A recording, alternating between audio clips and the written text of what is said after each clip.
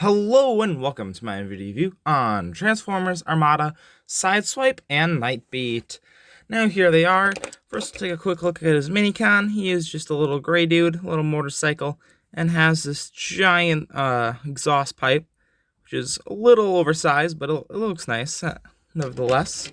We also have two little weapons here, one of them being the gun, and we also have a little dagger. So they're just casted in like a clear orange. And now for the main event himself, the atrocious Armada Sideswipe. This figure isn't great. There's a lot of things wrong with it. But honestly, I do like this car mode. It's not the most sporty mode, but it just looks nice. It's well painted, and it's not too bad. Now for gimmicks in this mode, we can flip this little button here, and I'll flip this back. And what that allows us to do is take Nightbeat and stick him on inside here. And now we have him power links. And to make him go faster, which makes no sense, you flip that out. And apparently he's faster like this. You would think he'd be less aerodynamic and a little bit slower, but apparently this makes him faster. And this just doesn't stay together well, and this is just a mess right here. And it's really stupid, honestly. But we can also just bring these back and make it look normal and have a giant bike sticking out of the back car. Normal. Anyway, now we take this off, put that back on, and flip this out. There's just a little button right here that flips out. Forgot to mention that. He rolls okay. Not the greatest rolling. And that's basically it for car mode. We will transform Nightbeat first, though. First, what we want to do here is bring this up, bring these pieces out, and then bring this part down. And then you're going to rotate it this way, and then accordion it down. And the wheels will form his arms. And yeah, this Minicon is super weak. I don't like it, honestly. I know some people can get behind it. I just think this is stupid. It's interesting, though. It's unique. I'll give it that. And he doesn't like standing up, so I'll just set him down. Now transform Sideswipe. Super simple here. We're just going to want to bring this down. And this might undo the button here. But then we want to swivel these pieces out here. Just like that. And this one on mine is a little stiff, but it's loosened up. And then what we can do is split this at the legs here. That will automatically trigger that again. And we will split this, and there is just a little peg and port. And there is a little hook on this one, so it can be a little tricky to pull out. There's a little bit strong of a connection, which is just fine. It's nice. It's better too strong than too weak usually. So there's that Goldilocks zone.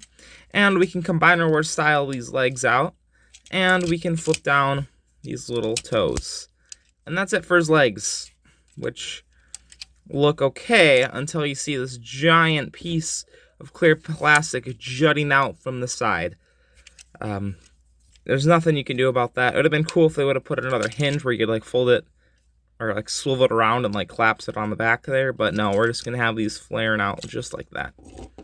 Now, to do the upper section, we just want to bring this down until it clips. Then we can split the arms. There's just little pegs and ports that go into there. And then we can rotate them. And these will be his Popeye arms. And then we can bring the Autobot symbol down, push forward his head if that didn't happen already. And we are done. There is Sideswipe in all of his glory. Yeah, he's not the prettiest. But we'll get into articulation right away. At the arms, we have a nice click, which feels great. We also have an in and out, which barely does anything because you can't do much with these arms. And there is a bend here, but it just springs back right to where it was. It doesn't even bend. So if you want to get to bend, good luck. It just springs right back. And now that gimmick from before with the car now doubles as a punching gimmick. If I can get it to fire here. that. But that's probably the only cool thing that this does in this mode. And that's not even that cool. That's just how pathetic this thing is. Now, turn it on to the back. Actually, before we do that, we will rotate these arms out of the way here, so we can go over the articulation of the legs, which isn't bad. It can kick up as much as you'll ever need, which all you need is nothing, because this thing can't pose anyway. And you can go back, out, no knee bend, so that makes all that articulation up here pointless. And we can go in. That's definitely useful.